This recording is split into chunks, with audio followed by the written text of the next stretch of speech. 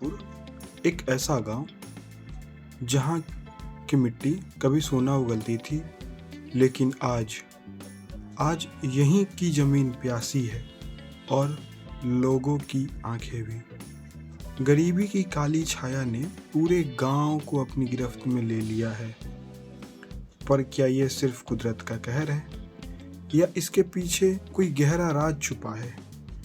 एक राज जो शायद वीरपुर का मुखिया ही जानता है। राजू देख, इस साल भी फसल नहीं हुई, कुआं सूख गया है, बच्चे भूखे मर रहे हैं। ये कब तक चलेगा? मुझे भी समझ नहीं आ रहा शंकर काका। पहले तो ऐसा कभी नहीं होता था।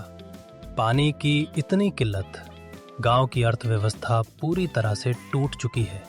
लोग पलायन कर रहे हैं। हमें मुखिया जी से बात करनी चाहिए, कोई तो रास्ता होगा। क्या बात है बच्चों, फिर वही पानी और गरीबी का रोना? मुखिया जी, ये रोना नहीं, सच्चाई है। गांव खत्म हो रहा है। अगर हमने कुछ नहीं किया तो वीरपुर बस एक नाम बनकर रह जाएगा।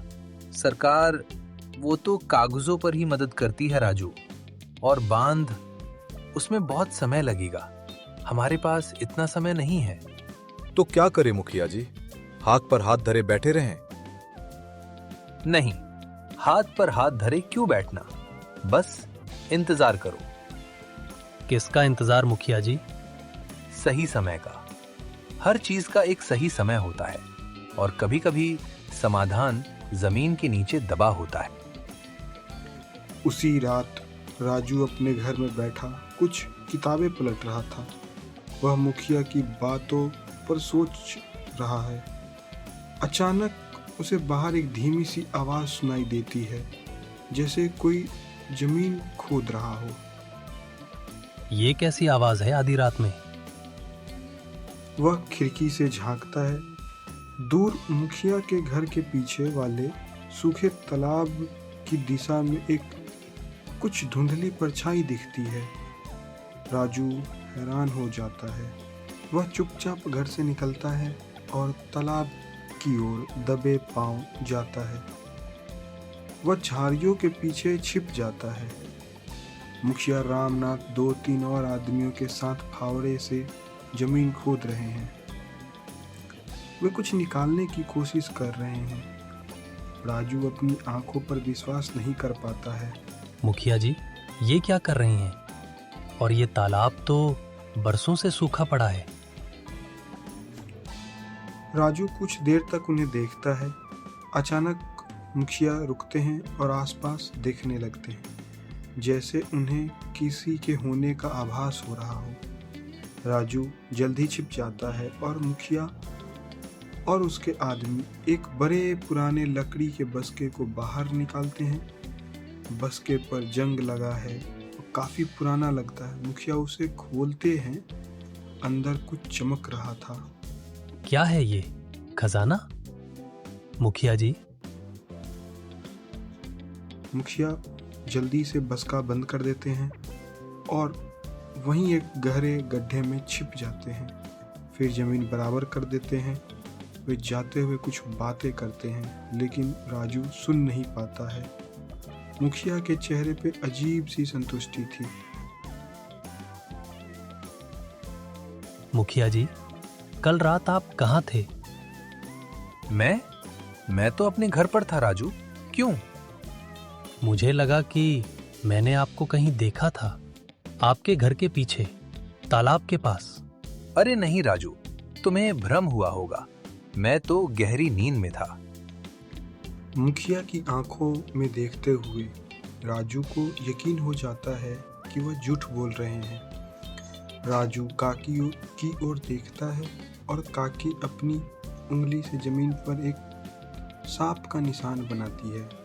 फिर उस निशान, राजू समझ जाता है, सांप मतलब खतरा और एक्स मतलब छिपी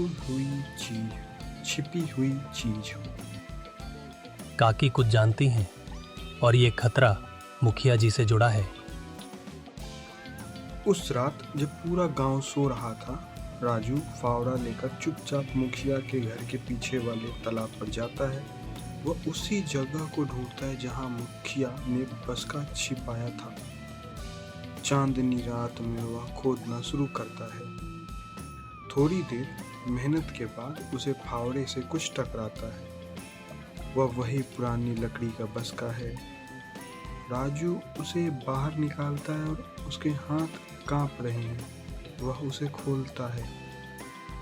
यूरेनियम, ये वही श्रापित पत्थर हैं।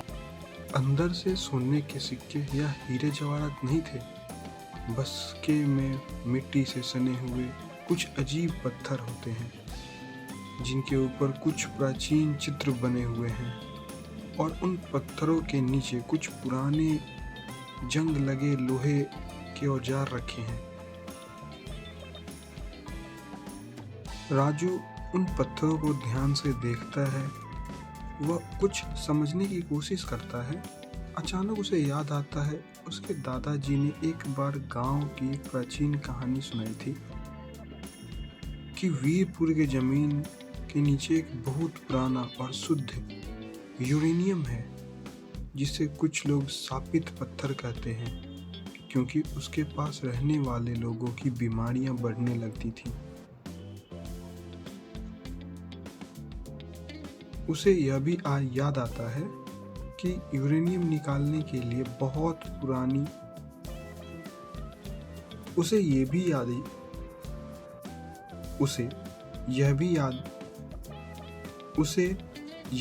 याद आता है कि यूरेनियम निकालने के लिए बहुत पानी की ज़रूरत होती है और यह ज़मीन के पानी को सोख लेता है और इसके विकिरण के कारण ज़मीन बंजर हो जाती है।